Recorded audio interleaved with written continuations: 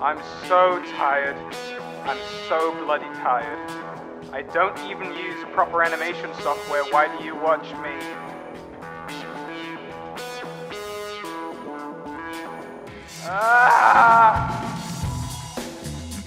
I've been making episode 6 for the past 2 months. Please leave my family alone.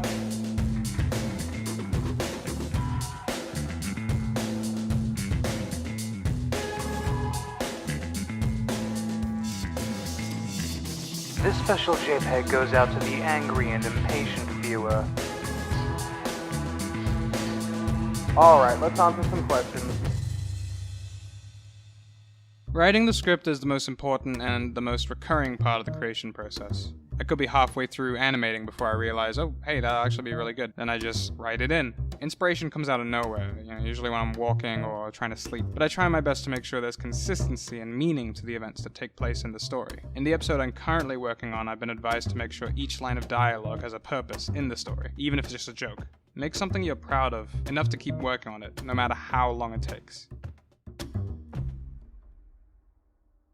This is a little embarrassing, but I use GIMP and Sony Vegas Pro 13. I draw out models, assets, and backgrounds, and I paste them together to make each frame. Sometimes I have to draw frame by frame for special scenes, but most of them are pre-drawn. Then I throw the PNGs into Sony Vegas and time it to the audio. It's really unorthodox and really tedious, but I don't currently feel like dedicating time to learning a new program just yet. As it turns out, the SCP content creators on YouTube are mostly readers, which means they usually have nice voices and microphones. So I thought it'd be nice to get as many as I can. Designating who does what voice is totally up to how I write the character though. And the larger I get, the more people I meet, so more opportunities for voice actors.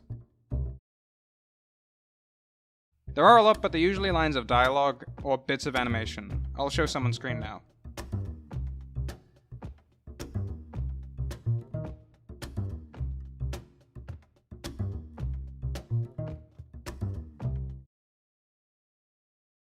I think aesthetic taste is something that can only be refined through new experiences.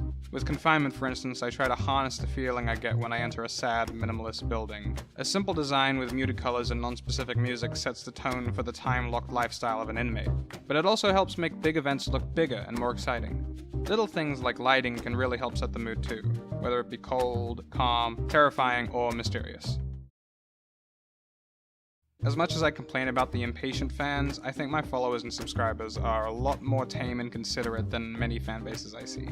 Plenty of them acknowledge this craft takes a while, and respect that I'm trying to improve and work harder for each episode. For that, I thank you. However, please stop asking me if X is going to happen or going to appear in any future episode. I already have the entire season planned out, so I won't spoil it either way. I'd say finally uploading it. It feels great to be proud of my work, enough to release it to the public at least. Reading praise and criticism so I can improve and ultimately become a better artist. And because of that, the episodes I'm most proud of are always the ones that I'm currently working on. Oh, there are a few. I've always wanted to have SCP-1265. I've got big plans, but not big enough for this one. When I was still making Bung Chronicles, I decided I wanted to work on a mini animation inspired by many things, but most notably Welcome to Night Vale. I wanted something horror-themed but light-hearted, that teased a greater, scary universe but not in a nihilistic way. And that idea bled into a series with 7 fully animated videos and still going. I'm planning on making 10 episodes altogether for this season. And if I still feel like it, maybe a second season. I'd say it's always story-driven, in that there is a purpose for the events that take place in relation to our main character. I just use the comedy to prevent the story from getting stupidly dark and needlessly nihilistic. As with Connor's immortality, in episode 1 it is revealed that Connor faces no threat from Ferdinand, intentionally, so that Connor's insecurities can be introduced to the audience, his fear of being compared to a monster. In episode 2, the primary risk for Connor is that he would be stuck as a log. It's not that big a deal, but the events that take place highlight the idea of permanence and conflict between being uprooted or being taken care of. In episode 3, Connor has to face the risk of being neurologically piloted by a jealous robot. Seeing as he can't die, you can imagine how nightmarish that would be. The episode establishes Connor's discomfort around other people, the robot being the most extreme example possible. But this experience actually helps Connor open up and make a new friend.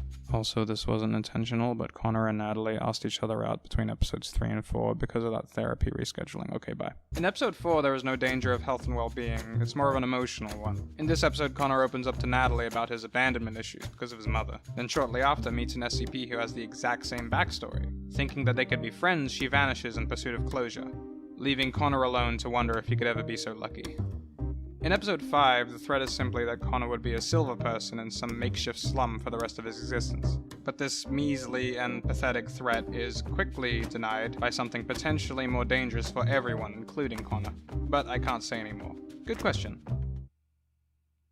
Natalie is our assertive window into Connor's world. Otherwise, he'd be even more boring and quiet than he is now. There is a dynamic about the two that challenges Connor's insecurities from episode 1. And based on the last episode, that dynamic might be shifting slightly. As for the ethics committee, you'll just have to wait.